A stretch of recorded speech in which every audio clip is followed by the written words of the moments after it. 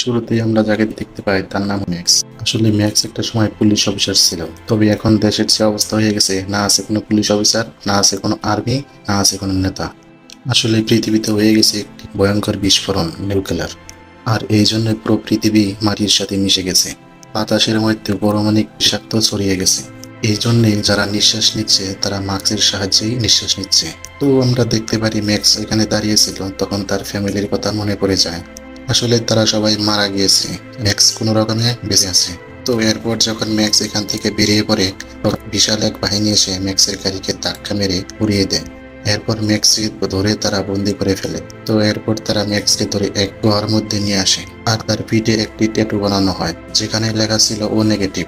মানে এটা হচ্ছে ম্যাক্সের রক্তের গ্রুপ, আর সে হচ্ছে একজন গ্লোবাল টমাট।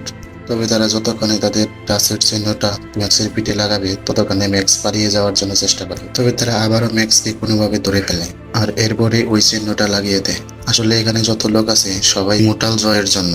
ইমোর্টাল জয় হলো এখানকার সব থেকে পাওয়ারফুল ব্যক্তি। আমরা দেখতে পারি জো আসলেই মাস্ক পরে আছে, আর তার মাস্কের দুই পাশে দুইটা পাইপ আছে, আর এই পাইপগুলোর সাহায্যেই সে নিঃশ্বাস নিয়ে থাকে। মানে এই মাস্কটা তার বেঁচে থাকার জন্য বড় ইম্পর্টেন্ট। যদি কোনোভাবেই এই মাস্কটা খুলে যায় তাহলে তার মৃত্যু নিশ্চিত। জো বিশাল একটা পাহাড়ের উপরে এক গুহার মাঝে থাকে, আর নিচেই আমরা দেখতে পারি অনেক মানুষ তার জন্য ওয়েট করতেছে। আসলে এই মানুষগুলো খুবই দুর্বল, খাবার দাবার না পেয়ে একদমই দুর্বল হয়ে পড়েছে। আর যখন জো বলে যে তোমরা আমার সাহায্যে উপরে আসবে, আমি হচ্ছে তোমাদের মুক্তিদাতা, এই কথা বলার পরে এখানে কিছু পানি ছেড়ে দেয়। আমরা দেখতে পারি পানির ঝর্ণা দেখতে পেয়ে এখানে সবাই পাগল হয়ে যায়। মানে তারা পানির জন্য মারামারি করে, পানির জন্য তারা ফাইট শুরু করে দেয়। আসলে নিউক্লিয়ার ওয়ারের জন্য এখন পৃথিবীতে খাবার বা পানি কোনোটাই নাই, আর এই জন্যই তারা পানির জন্য ফাইট শুরু করে দেয়, যাতে পানি খেয়ে হলেও তারা কিছুক্ষণ সময় বা কিছুদিন বেঁচে থাকতে পারে। এরপর পরের পার্টে আমরা দেখতে পারি একটি মেয়েকে। এই মেয়েটির নাম হচ্ছে ফিউরিসিয়া। আসলে সেও জয়ের জন্যই কাজ করে। জো এখন তাদের দিয়ে কিছু ফয়েল আনার জন্য পাঠায়, তবে সে সোজা না গিয়ে গাড়ি অন্যদিকে ঘুরিয়ে ফেলে। আর তখনই এখানে একটা বাহিনী আসে, মানে একটা লোক এসে তাকে জিজ্ঞাসা করে, আমরা তো সোজা যাব, আমরা কেন ঘুরলাম? তখন ফিউরিসিয়া বলে, না, আমরা এই দিকেই যাব। আসলে ফিউরিসিয়ার অর্ডারকে প্রত্যাখ্যান করতে পারে না, কারণ সে হচ্ছে জয়ের খুব কাছের লোক। তবে আমরা দেখতে পারি দূর দিকে জো এই পুরো ব্যাপারটাই দেখতে পারে। তো এর জন্য সে দৌড়ে একটি চেম্বারের মধ্যে যায়। এই চেম্বারের মধ্যে সে 4টা মেয়েকে বন্দি করে রাখে, যারা কিনা তার জন্য বাচ্চা জন্ম দিবে আর তার বংশকে বৃদ্ধি করবে। তবে এখানে এসে সে দেখতে পারে এই মেয়েগুলো আর নেই। মানে এটা ক্লিয়ারলি বুঝতে পারে ফিউরিসিয়া আসলে সেই মেয়েগুলো নিয়ে পালিয়েছে। তো এই জন্যই তার বাহিনীকে বলে জলদি করে ফিউরিসিয়াকে ধরে নিয়ে আসো। তো এটা শোনার পরে তার বাহিনী খুব খুশি হয়ে যায়, মানে তারা সবসময় যুদ্ধের জন্য প্রস্তুত থাকে। জয়ের বাহিনীর নাম হচ্ছে ওয়ার বয়েস। আর এখানে যতগুলো মেম্বার আছে সবারই একটা রোগ হয়ে গেছে, আর এই রোগের জন্য আসলে তাদের রক্তের খুব প্রয়োজন হয়, আর তারা এই জন্যই ম্যাক্সকে এখানে নিয়ে এসেছে। তো এরপরে আমরা নেক্সট সিনে দেখতে পারি এখানে ওয়ার বয়েসের একটি গ্রুপ চলে এসেছে ফিউরিসিকে নিয়ে যাওয়ার জন্য। আসলে এই বাহিনীটা খুবই দুর্বল, এর জন্যই ম্যাক্সকে একটা গাড়ির সামনে বেঁধে রেখেছে, আর তার পাইপ দিয়ে রক্ত নিচ্ছে। এটা তারা এই জন্যই করেছে যাতে এই রক্তের মাধ্যমে এই বাহিনীগুলো একটু হলেও অনুপ্রাণিত হয় যুদ্ধ করার জন্য, আর তারা জয়ের জন্য শহীদ হতে পারে। আসলে তাদেরকে ছোটবেলা থেকে এটাই শেখানো হচ্ছে, জয়ের জন্য শহীদ হওয়া এটা গর্বের ব্যাপার। আমরা দেখতে পারি ফিউরিসিয়া অন্য একটা এলাকায় এসে পড়েছে, এর জন্য তারাও তাকে ফলো করছে। আর এখানে ফিউরিসিয়ার যত সৈন্যরা আছে তাদেরকে এক এক করে সবাইকে মেরে ফেলে দেওয়া হয়। আর একটু পরে আমরা দেখতে পারি জয়ের লোকেটাও এখানে চলে আসছে, আর তারা এসে এই এলাকার লোকের সাথে ফাইট শুরু করে দেয়, আর তাদের এখানে সবাইকে শেষ করে দেয়। ওই যতক্ষণে তারা ফিউরিসিয়াকে ধরবে তার আগে মরুভূমির মধ্যে একটি বালুর ঝড় শুরু হয়ে যায়। তো এর জন্য ফিউরিসিয়া বুদ্ধি করে তার গাড়ি বালুর ঝড়ের ভিতরে ঢুকিয়ে দেয়। তো বালুর ঝড়ের জন্য জয়ের অনেকগুলো লোকও মারা যায়। আমরা দেখতে পারি একজন সৈন্য বেঁচে আছে, সেই সৈন্যটা যার গাড়ির সামনে ম্যাক্স বাধা ছিল। এই বালুর ঝড়ের মধ্যে ফিউরিসিয়াকে লক্ষ্য করে একবারে কাছে চলে আসে। তখন আমরা দেখতে পারি সে তার গাড়ির মধ্যে পেট্রোল ঢালছে। সে চাই ফিউরিসিয়ার সাথে একসাথে এক্সিডেন্ট করে সেও মরবে আর ফিউরিসিয়াকেও মারবে। তবে সে এমনটা যতক্ষণে করবে ততক্ষণে ম্যাক্স তার হাতটা ধরে ফেলে। তো এর জন্য সে অ্যাক্সিডেন্ট আর করতে পারে না। তবে তার গাড়িটা ফিউরিসিয়ার সামনে ধাক্কা খায়, তো এর জন্য তার গাড়িটা উল্টে অ্যাক্সিডেন্ট হয়ে যায়। তো এরপরে নেক্সট সিনে আমরা দেখতে পারি পরের দিন সকালবেলা ম্যাক্স যখন চোখ খুলে তখন সে দেখতে পারে জ্বর শান্ত হয়ে গেছে। তবে সে এখনো জীবিত আছে, তবে তার সাথে যে সৈনিক ছিল সে মারা গিয়েছে, কিন্তু ম্যাক্স তার সাথে শিকল দিয়ে বাঁধা, সেই জন্য সে কিছুই করতে পারে না। তো এর জন্য সেই সোলজারকে গাড়ি করে নিয়ে যেয়ে ফিউরিসিয়ার গাড়িটার কাছে চলে আসে, আর সে দেখতে পারে সেখানকার 5টা মেয়েও এখানেই রয়েছে। এর জন্যই তাদের উপরে গান ধরে। আর সে বলে, আমার এই শিকল যদি তোমরা এখান থেকে না কেটে দাও তাহলে আমি তোমাদেরকে মেরে ফেলবো।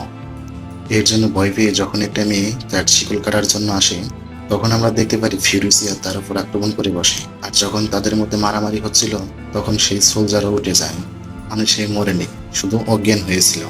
আর সে চায় যে কোনো মূল্যে ফিউরিসিয়াকে মারতে। এর জন্য সে ম্যাক্স চাইলে ফিউরিসিয়াকে মারার জন্য ধরে ফেলে। তখন এই সোলজার প্রচন্ড খুশি হয়ে যায়। তখন ম্যাক্স একটা শর্ত দেয়, তুমি আমার শিকলটা কেটে দিবে, তারপর আমি তাকে মেরে ফেলবো। যখনই সোলজার এই শিকলটা কেটে দেয় তখনই ম্যাক্স পোল্টি মেরে তাকে চলে যায়। আর ফিউরিসিয়া ওই 5টা মেয়েকে বলে, যদি তোমরা বাঁচতে চাই তাহলে আমার সাথে জলদি করে চলো, কারণ ও আমাদেরকে ধরার জন্য যে লোকজনকে যে পাঠিয়েছে তারা জলদি এখানে চলে আসবে, আর এর জন্য আমাদের মৃত্যু নিশ্চিত হয়ে যাবে। তারপর তারা ওই গাড়িটার দিকে দৌড়ায় যেটা নিয়ে ম্যাক্স পালিয়েছে। ফিউরিসিয়া বলে, এই গাড়িটার মধ্যে আমি এক ডিভাইস ফিট করেছি, এই গাড়ি আমাকে ছাড়া কখনোই যাবে না। তো এর জন্যই ম্যাক্স না চাইতে বাধ্য হয়ে তাদেরকে নিয়ে নেয়। তো এরপর তারা গাড়ি চালিয়ে পরের দিন সকালবেলা এক পাহাড়ের কাছে চলে আসে। আর এই পাহাড়ের কাছেও একটা গ্যাং আছে, আর পুরো এলাকাটা তাদের দখলে। তখন ফিউরিসিয়া বলে, তাদের সাথে আসলে আমার একটা ডিল হয়েছিল, তারা বলেছিল আমাকে যেতে দিবে, তবে এখন আমি জানি না তারা ডিলটা রক্ষা করবে কিনা। এর জন্য তারা ওই ম্যাক্সকে আর 5টা মেয়েকে গাড়ির মধ্যে লুকিয়ে যেতে বলে। আর যখন সে গাড়ির থেকে বের হয়ে আসে তখন এখানকার গ্যাং লিডার বলে, তুমি আমাকে বলেছিলে যে কিছু লোকে ফলো করবে, তবে আমি দেখতে পেয়েছি তোমাকে বড় বড় 3টে গ্যাংকে ফলো করেছে। আসলে তাদের মধ্যে ডিল হয়েছিল যে এখান থেকে যাওয়ার বদলে ফিউরিসি তাদেরকে ফয়েল দিবে, আর সে তেলের ট্যাঙ্কিটা তাদের গাড়ির পিছনে নিয়ে এসেছে।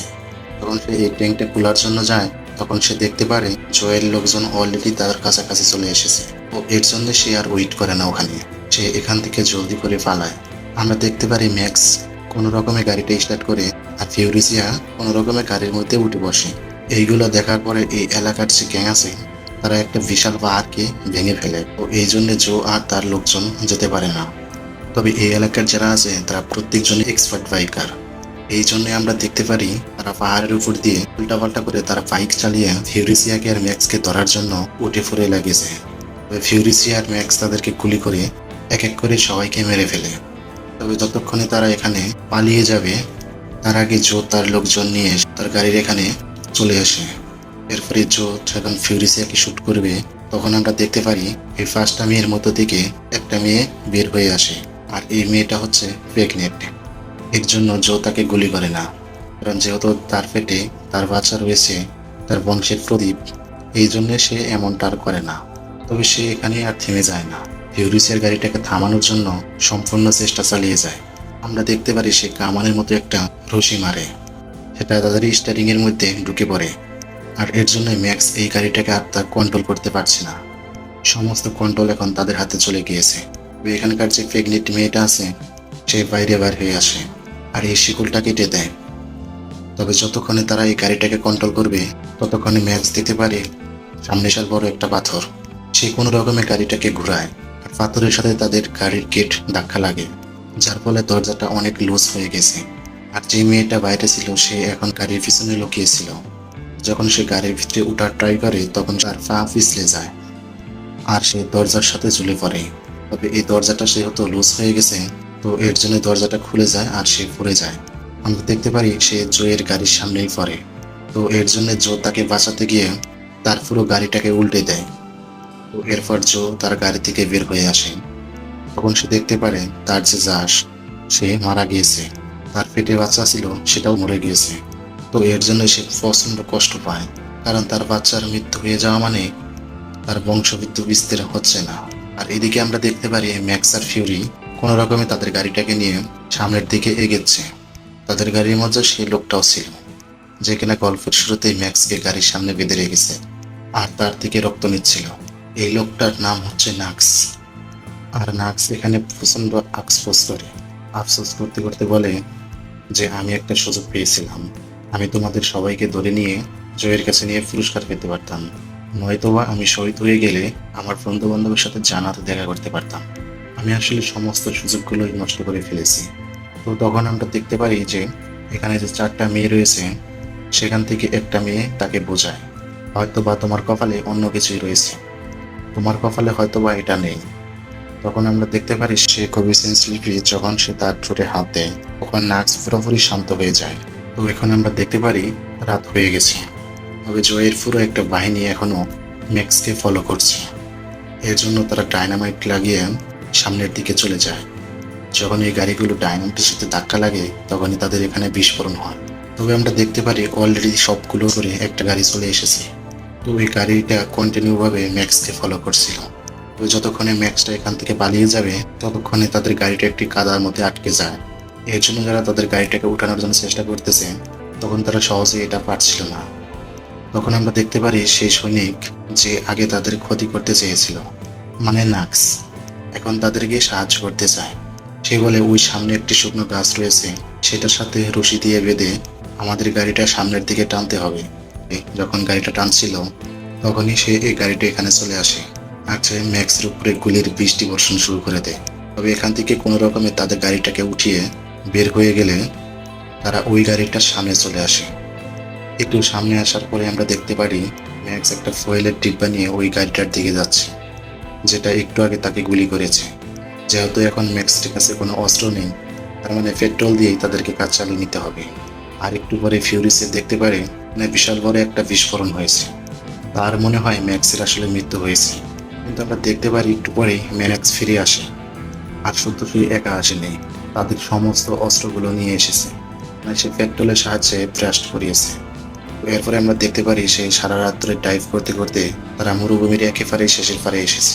তখন ফিউরিসে দেখতে পারে সামনে একটি বড় টাওয়ার।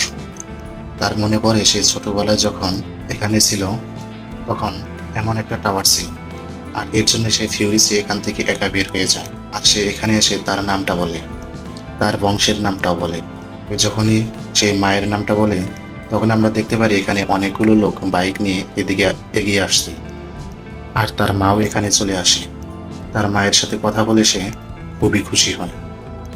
তখন ফিউরিসিয়া তাদের সবাইকে বলে, আমার সাথে যে 4টা মেয়ে আছে তাদেরকে আমি ক্রিম প্লেসে নিয়ে যেতে চাই। তখন এখানকার একটা বুড়ি বলে, তুমি যেখান দিয়ে এসেছো ওটাই সেই জায়গা ছিল, সেটা আগে থাকার যোগ্য ছিল কিন্তু এখন আর সেটা থাকার যোগ্য নেই। তবে এটা শোনার পরে ফিউরিসিয়া আপসেট হয়ে যায়। তারপরে আমরা দেখতে পারি সে সারা রাত চিন্তা ভাবনা করে তারপর তারা সিদ্ধান্ত নেয় মরুভূমির ওপারে গিয়ে তারা একটি ঘর বাঁধবে। আর এরপর তারা এখান থেকে বের হয়ে পড়ে। ওই ম্যাক্স তাদের সাথে যাওয়ার জন্য একদমই প্রস্তুত নয়। সে চায় নিজের রাস্তাটা নিজেই তৈরি করে নেবে। যখন ফিউরিসিয়া আর তার টিম চলে যায় তখন ম্যাক্স একটা মিশন দেখতে পায়। সে দেখতে পারে তাকে একটা বাচ্চা মেয়ে, তুমি বলেছিলে আমার লাইফটা সেট করে দিবে, তবে তুমি আমার লাইফটা সেট করতে পারোনি। এটা হচ্ছে সেই মেয়েটা যেটা ম্যাক্স আগে সেট করতে পারেনি। এর জন্য ম্যাক্স জলদি করে ফিউরিসিয়া আর তার টিমদের কাছে চলে যায় আর তাদেরকে থামিয়ে বলে, তোমরা যেদিকে যাচ্ছ ওদিকে তোমরা লবণ ছাড়া আর কিছুই পাবে না। তো আমাদের উচিত জয়ের আস্তানায় আবার ফিরে যাওয়া, কারণ সেখানে পানিও আছে, সেখানে চাষবাস করার মতো জমিও আছে, সেখানে সবকিছুই আছে। তো সেখানে যেয়ে যদি আমরা কন্ট্রোলে নিয়ে নিতে পারি তাহলে সবকিছুই আমাদের হয়ে যাবে। তবে তার কথায় আমরা দেখতে পারি সমস্ত মহিলারা একমত হয়। এর জন্যই তারা গাড়ির মাধ্যমে তারা আবারও ব্যাক করে। তবে রাস্তায় যদি দেখতে পায় ম্যাচটা তাদের আস্তানার দিকে যাচ্ছে। আর সে এটা ক্লিয়ারলি বুঝতে পারে যেহেতু আস্তানায় কোনো সৈন্য নেই, তার মানে সেটা দখল করার জন্য তারা যাচ্ছে। এর জন্যই তার পুরো বাহিনীকে নিয়ে তাদেরকে ফলো করে তখন আমরা দেখতে পারি ম্যাক্স আর ফিউরিসিয়া তাদের অনেকগুলো সৈন্যকেই মেরে ফেলে। তবে এখানে যে 4টা মেয়ে ছিল তাদের মধ্যে একজনকে নিয়ে জো চলে যায়। এর জন্য ফিউরিসিয়া কোনো রকমের জয়ের কাছে আসে। সে তার সাথে কথাবার্তা বলার সময় তার মাস্ক খুলে ফেলে আর তখন তার মৃত্যু হয়ে যায়। তবে তার মৃত্যুর পরেও তার এত বড় একটা বাহিনী কন্ট্রোল করা এত ইজি ছিল না, কারণ এখন তারা আরো বেশি ভয়ঙ্কর হয়ে গেছে। এখন তারা চায় যে কোনো মূল্যে ম্যাক্স আর ফিউরিসিয়াকে মারতে। তবে আমরা দেখতে পারি যে নার্স ছিল আর যে গাড়িটা চালাচ্ছিল সেটার মধ্যে তেলের একটা বড় ট্যাঙ্ক ছিল। এর জন্য পাহাড়ের সাথে তাকে গাড়িটাকে এক্সটেন্ড করে দেয়। তখন এখানে বিশাল বড় একটা বিস্ফোরণ হয় আর এই বিস্ফোরণে সবার মৃত্যু হয়ে যায়। এদিকে ম্যাক্স দেখতে পারে যে ফিউরিসিয়ার অবস্থাটা অনেক খারাপ। ম্যাক্স বুঝতে পারে তার রক্তের প্রয়োজন। তো এর জন্য তার রক্তগুলো তার শরীরে ট্রান্সফার করে। তারপর ফিউরিসিয়া অনেকটাই সুস্থ হয়ে যায়। তো তারপরে নেক্সট সিনে আমরা দেখতে পারি যখন তারা জয়ের আস্তানায় চলে আসে তখন তারা দেখতে পারে ছোট ছোট সৈন্য রয়েছে যারা জয়ের ডেড বডি শো করে। এখানকার লোকজন খুশিতে নাচানাচি শুরু করে, মানে তারা বন্দি জীবন থেকে মুক্তি পেয়েছে। আর যেহেতু জয়ের মৃত্যু হয়ে গেছে জন্য সমস্ত পানিগুলো ছেড়ে দেওয়া হয়। পানি দেখতে পেয়ে তারা একেবারে শান্ত হয়ে যায়। আর যখন ফিউরিসিয়া আর তাদের সৈন্যকে উপরে উড়ানো হচ্ছিল, তখন এখানকার যে সৈন্যগুলো ছিল তাদেরকে স্বাগত জানায়। এখানে এখন শুধু তাদের রাজত্ব চলবে। আমরা দেখতে পারি এখানে পানি উঠানোর জন্য বড় বড় মেশিনই রয়েছে। এখানে চাষবাস করার জন্য জায়গাও রয়েছে। যখন ফিউরিসিয়া উপরের দিকে উঠছিল, তখন দেখে ম্যাক্স ওখানে একটা ভিড়ের মধ্যে দাঁড়িয়ে আছে, আর সেও তাকে দেখতে পারে। তারপর সে এখান থেকে চলে যায়। ম্যাক্স একটা দায়িত্ব নিয়েছিল, এর জন্য সে দায়িত্বটা সম্পন্ন করেছে। এরপর সে খুশি মনে এখান থেকে বিদায় নেয়। আর এমন একটি পয়েন্টে গিয়ে মুভিটাও এখানেই শেষ হয়।